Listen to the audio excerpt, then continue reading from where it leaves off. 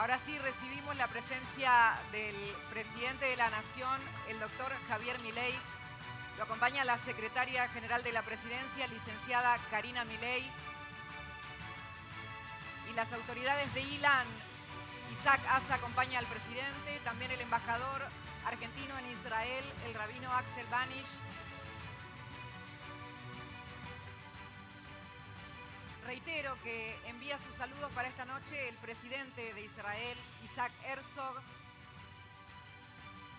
Y nos preparamos con esta recepción para otro momento muy especial que viene. Buenas noches, presidente.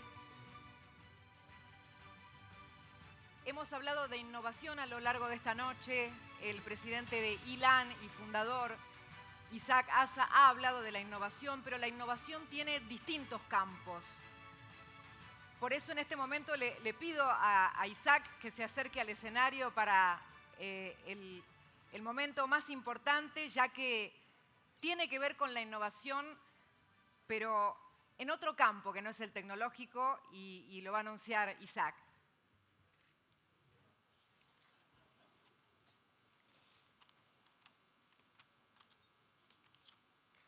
Muchas gracias. Antes que nada, presidente Milei, Karina, muchísimas gracias por acompañarnos. Hoy nos enorgullece dar nuestro primer premio de innovación política. Es un gran honor para mí entregar este reconocimiento a una persona comprometida con la innovación y el progreso de este país. Una persona que se dio cuenta que era necesario cambiar la forma de hacer las cosas, desafiando el status quo y generando una gran esperanza de cambio. El presidente de la República, Javier Milei.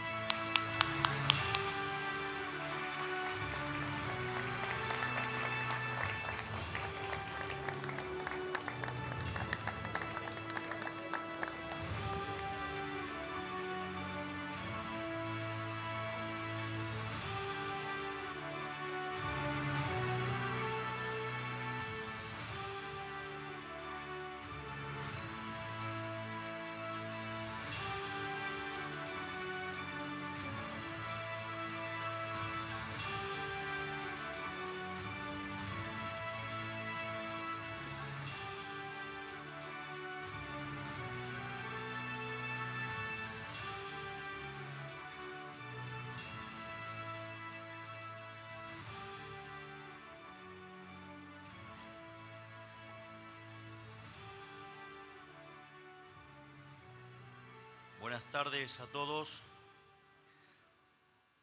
Quiero agradecer a las autoridades integrantes de Ilan, en particular a su presidente Isaac Asa, y felicitarlos por el lanzamiento oficial de esta casa en la Argentina.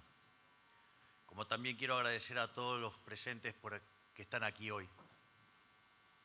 Estamos felices de acompañarlos y ser parte de Ilan. Como hoy recibo de ustedes un reconocimiento a la innovación política, me gustaría tomarme un minuto para hacer una breve reflexión sobre qué significa ese concepto. Hay una frase interesante de Mises que dice que la economía jamás se detiene. Es permanente el cambio, el movimiento y la aparición de imprevistos. Igual anticipo, no voy a hablar de economía. Digo, pues me pongo con la destrucción creadora y todo, digo, con Schumpeter, digamos, me voy a poner un poquito denso. Así es que quédense tranquilos, es solamente una referencia para hilar un argumento. De alguna forma, esta frase indica que si la realidad está en un proceso constante de cambio, la innovación no es tanto una elección, sino una obligación. Porque no poder adaptarse a una realidad en movimiento y aferrarse a dogmas que no se condicen con esa realidad es indefectiblemente el camino de la derrota. Hay que ser firmes en las convicciones, pero inteligente para traducir esas convicciones a una realidad cambiante. Porque si no innovás, la realidad te lleva puesto. Es decir, quiero remarcar esto. Hay que ser firme en las convicciones. Ser firme en las convicciones es, digo, nosotros esto lo padecemos todos los días porque todos los días estamos tomando decisiones y uno tiene que tener un norte. Uno fija un norte, uno busca ese norte, pero la realidad no es un movimiento rectilíneo uniforme.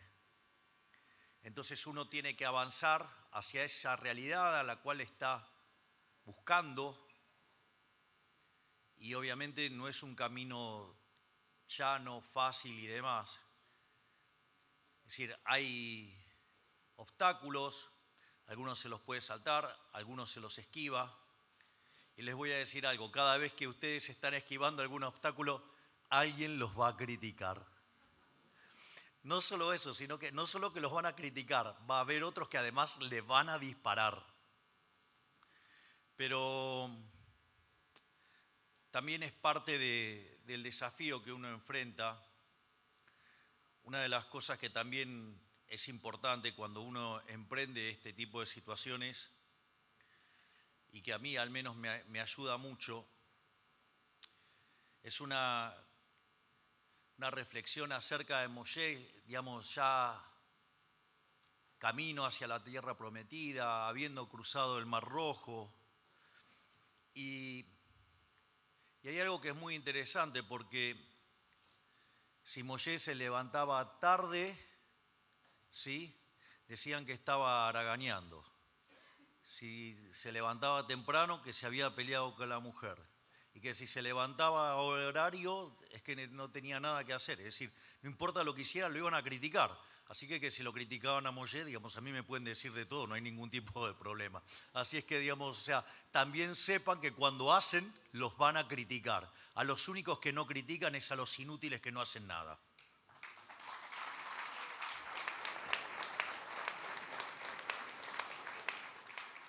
Entonces, por eso quiero volver a señalar y subrayar este párrafo que dice: hay que ser firme en las convicciones, pero inteligente para traducir esas convicciones a una realidad cambiante, porque si no se innova, la realidad lo va a llevar puesto. Esa es la realidad. Esto es válido para la economía, como dice Mises, para los que tomamos decisiones macroeconómicas, y también para los empresarios o emprendedores que deciden acerca de qué, cómo y cuándo producir y comercializar. Pero también es válido para la política. Miren, por ejemplo, cómo la realidad política argentina cambió y la dirigencia política tradicional no supo adaptarse a esa nueva realidad. Desde que decidí hacer política hace ya 4 años, he insistido con una idea con la que creo que mucha gente se ha identificado, que es que la que no podemos esperar resultados distintos si hacemos siempre lo mismo. Esto es un principio heurístico, o sea, un principio metodológico sobre cómo nos acercamos a un hallazgo o sobre cómo descubrimos la verdad o una verdad. Ante cualquier problema, antes de saber qué hacer, hay que comprender que si hacemos lo que hicieron todos y todos los demás fracasaron, entonces fracasaremos. Nosotros, los economistas, solemos hablar de error tipo 1, error tipo 2. El error tipo 1 es cuando uno hace todo bien y le sale mal. Y el error tipo 2 es cuando uno hace todo mal y le sale bien. Eso es bastante interesante como metodología, como forma de ser autocrítico, porque aun cuando puede salir bien, puede ser una casualidad. Si quieren, el mejor canto al error tipo 2 fue el kirchnerismo. O sea, y la verdad es que cada vez que reinsisten en la receta, lo único que nos hacen es cada vez más daño y cada vez nos hunden más. Por eso también es interesante cuando uno está tratando de arreglar el desastre que causaron, que vengan y critiquen, porque la verdad, digamos, o sea, justamente queremos hacer todo lo contrario porque ustedes hundieron todo y tuvieron una racha de 4 años de suerte por el error tipo 2. Entonces uno no puede estar apostando al error tipo 2, es decir, de hacer todo mal y que le salga bien. Por eso repito, no podemos esperar resultados distintos haciendo lo mismo de siempre. Este principio creo que está en la base de la innovación política que nosotros hemos introducido en los últimos años. Descubrimos que es cierto para la práctica política, porque haciendo lo contrario o lo que hacían todos, digamos, llegamos a la presidencia haciendo todo lo contrario. Hicimos todo lo contrario, digamos, todo lo que el manual recomendaba en el formato convencional argentino, hicimos todo lo contrario. ¿Y qué decían? Que no íbamos a llegar. Bueno, no la vieron. Todavía siguen sin verla, pero bueno, algunos. y lo hicimos a pesar de no contar con los recursos con los que contaban todos los demás candidatos y en contra de los que recomendaban todos los analistas, consultores y dinosaurios que escriben columnas en periódicos vetustos que nunca ganaron nada en su vida, pero creen que su palabra vale oro. Es decir, al margen, digamos, ustedes saben que el oráculo de Delfos daba consejos, pero no tomaba decisiones, que es un paso un poquitito distinto también. Es decir, digamos, en la tribuna son todos grandes técnicos. Pero no solo adoptamos esa lógica innovadora para la campaña, sino que también confiamos en que era el enfoque correcto para la conducción del país, para encontrar las soluciones a los problemas que nos castigan como nación desde hace demasiado tiempo. Porque en todo tiempo la dirigencia política cambió de cocinero, pero siguió siempre utilizando la misma receta del fracaso para gobernar. Y así no fue, es decir, fue una diferencia de modales. Es decir, muchos del círculo rojo analógico precámbrico, que afortunadamente no los acompaña la audiencia, no los acompaña el rating, es decir, y motivo por lo cual están súper enojados, y además que son los grandes pifiadores y que, digamos, o sea, están todo el tiempo, digamos, criticando, porque claro, digamos, pronosticaron que yo tenía que perder frente a Massa, supuestamente los de un determinado lado. Y no se daban cuenta que de lo único que estaban haciendo era hablar de la misma receta, pero con distintos modales. De hecho, promueven la misma receta, pero lo que creen que el problema son los modales. Y eso, digamos, también muestran de lo básico, rudimentario y precámbricos que son, porque no se dan cuenta que lo que cambió verdaderamente es el concepto. Es decir, Argentina se hunde porque hace 100 años que abrazó continuamente dosis crecientes de socialismo. Y acá, digamos, o sea, volvimos a abrazar las ideas de la libertad. Es más, hasta es muy, no sé, a veces entre irritante o cómico. Digo, gente que me critica, digamos, no estás haciendo liberalismo, y ni siquiera, digamos, entienden las ideas, porque si las entendieran serían liberales, pero no lo son porque justamente no las entienden. Entonces me critican, digo, lo que hago no hago, y ni siquiera entienden de lo que se está hablando. Y ahí también es interesante, digamos, durante la campaña, el Dipi dijo una frase que para mí es brillante, y una de las cosas que decía es que el problema no era el cocinero, el problema era la receta. Es decir, digamos, porque en el fondo esa es la contracara de lo que Hayek llamaba la fatal arrogancia. Digo, creer que el otro entonces, como es menos inteligente o menos educado, no sé, o lo que menos fuera, no lo podía hacer porque por esas cuestiones, pero digamos, ahora que viene el que se la sabe toda lo va a arreglar. No, es que el problema es que la idea, y la idea esa no funciona. Por eso nosotros sabemos que no alcanza con cambiar el conductor, porque para esperar resultados distintos tenemos que hacer cosas distintas, y por eso volvimos a abrazar las ideas de la libertad, que fue lo que hizo grande al mundo, fue lo que hizo grande a Argentina, fue las ideas que abrazamos a partir de 1860, cuando pusimos en marcha la Constitución de Alberdi del 53, y en 35 años nos convertimos en la primera potencia mundial. Si lo hicimos en el siglo XIX con una situación mucho más adversa en términos tecnológicos y de velocidad del progreso, ¿por qué no lo vamos a hacer ahora? Por eso también, digamos, gran parte de la apuesta es despertar leones, porque no vine a guiar corderos, vine a despertar leones justamente. Es decir, vine a despertar la fuerza creativa de cada uno. Digamos, nosotros es lo que vamos a hacer de un futuro mejor, pero no el Estado, que es la máquina de oprimir. Y por último, hemos encontrado en el ejercicio de hacer las cosas distintas en política argentina implica necesariamente la recuperación de un valor central para nosotros, el valor de la verdad. Nosotros decimos lo que pensamos y hacemos lo que decimos. Es decir, ustedes van a encontrar una perfecta consonancia entre las cosas que dijimos en la campaña y las cosas que estamos haciendo. Digo, nosotros hacíamos campaña y llevábamos una motosierra y dije que iba a implicar una motosierra en el gasto público. Heredamos un déficit fiscal de 15 puntos del PBI, 5 en el Tesoro, 10 en el Banco Central.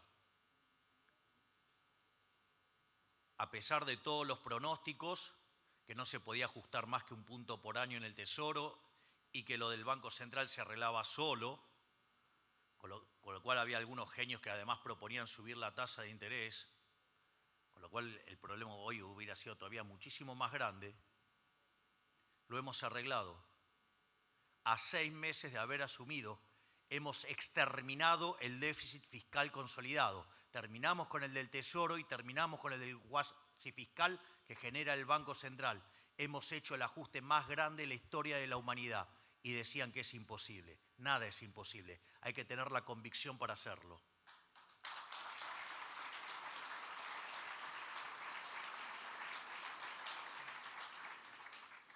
Es más, cuando la mayoría especula, cuando la mayoría se acostumbró a la mentira, cuando la mayoría elige la especulación sobre la verdad, cuando la mayoría hace la vista gorda ante cosas que están mal. Lo dije en el discurso en el Congreso Judío Latinoamericano, lo repito ahora. Cuando los que están del lado del bien no se manifiestan en favor del bien, trabajan para el mal. Los que se mantienen neutrales trabajan para el mal. ¿Se está del lado de la verdad o el lado de la mentira? ¿Se está del lado de la paz o se está del lado de la guerra? ¿Se está del lado de la libertad o se está del lado de la esclavitud? No hay medias tintas, no hay medias tintas. Y mantener posiciones neutrales lo único que favorece es a los delincuentes. Por lo tanto, con los delincuentes hasta el hueso.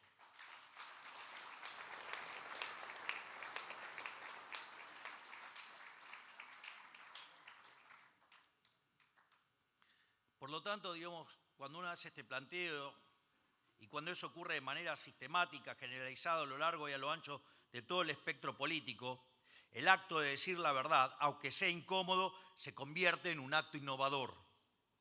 Esto es cierto para la política argentina, pero creo que también es cierto para la actitud de buena parte del mundo libre ha tomado ante el conflicto en Israel. Nuestra posición es clara y la repetimos siempre que podemos. Nosotros hemos decidido la verdad aunque sea incómoda, hacer lo correcto aunque no convenga. Queremos que ese sea uno de nuestros máximos legados.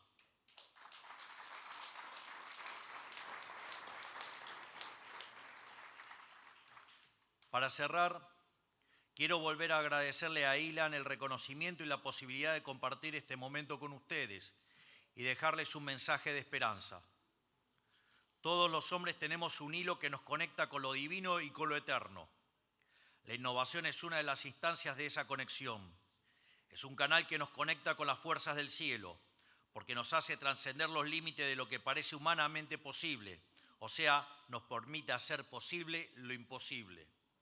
Por eso, emprender este camino innovador arribará posibilidades aún insospechadas para la Argentina. Después de todos, somos ricos en recursos y en capital humano. Solamente hemos estado insistiendo con fórmulas equivocadas por mucho tiempo. Estoy seguro de que en ese recorrido la amistad y colaboración de nuestra nación con el Estado de Israel traerá beneficios mutuos en distintos ámbitos.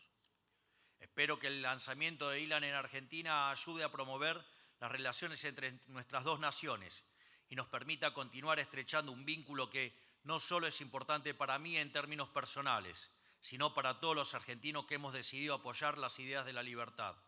Sepan que siempre encontrarán un férreo amigo en la Argentina. Muchas gracias y ¡viva la libertad, carajo!